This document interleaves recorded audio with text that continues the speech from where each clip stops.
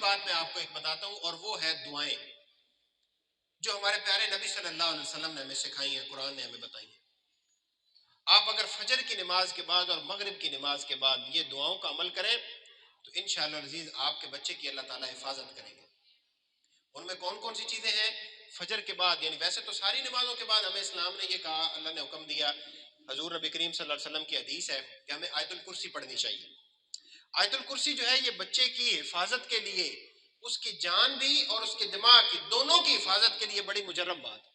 قرآن مجید کی آیت ہے، آیت الکرسی آتی ہے نا آپ کو، فجر کے بعد آیت الکرسی پڑھیں۔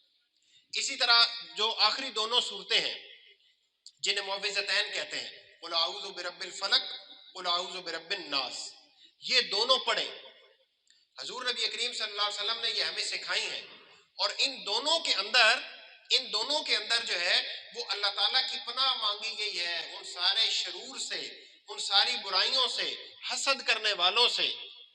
آپ یہ دونوں پڑھیں، اپنے بچوں کو، اپنے گھر والوں کو ذہن میں رکھتے ہوئے یہ پڑھیں۔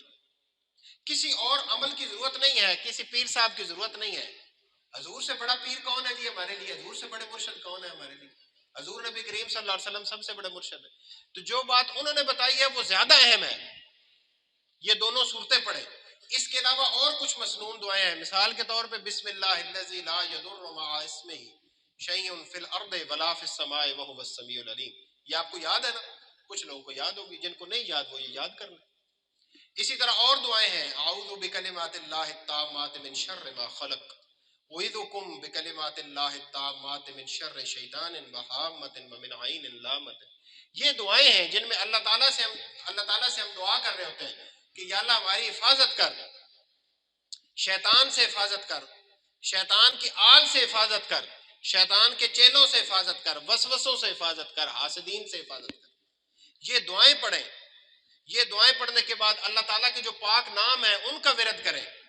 الحفیظ اللہ کا نام ہے، حفاظت کرنے والا، حفاظت کرنے والا، اس کا ورد کریں، 3-4 بار وہ پڑھیں۔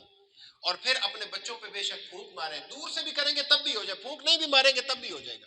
ان کو آپ نے ذہن میں رکھ لیا اللہ تعالیٰ شارک سے قریب ہے، انہیں پتہ ہے کس کے لیے پڑھ رہے ہیں، لیکن وہی چیزیں پڑھیں جو اللہ اور اس کے رسول نے بتائی ہیں، اور کسی کی بتائی ہوئی چیزیں نہ پڑھیں، اس لیے کہ ہو سکتا ہے جو اس نے بتائی ہیں وہ پتہ نہیں اللہ کے ہاں مقبول ہوتی بھی ہیں کہ نہیں ہوتی۔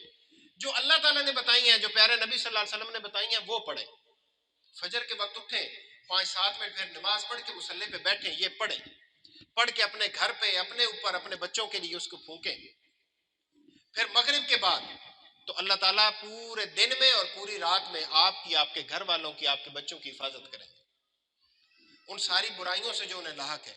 یہ دعاؤں والا ہو گیا حصہ، اور دوسرا ہے عمل والا حصہ۔ لیکن یاد رکھیے اگر عمل نہیں ہے نا تو ان دعاؤں کا کوئی فائدہ نہیں ہوگا۔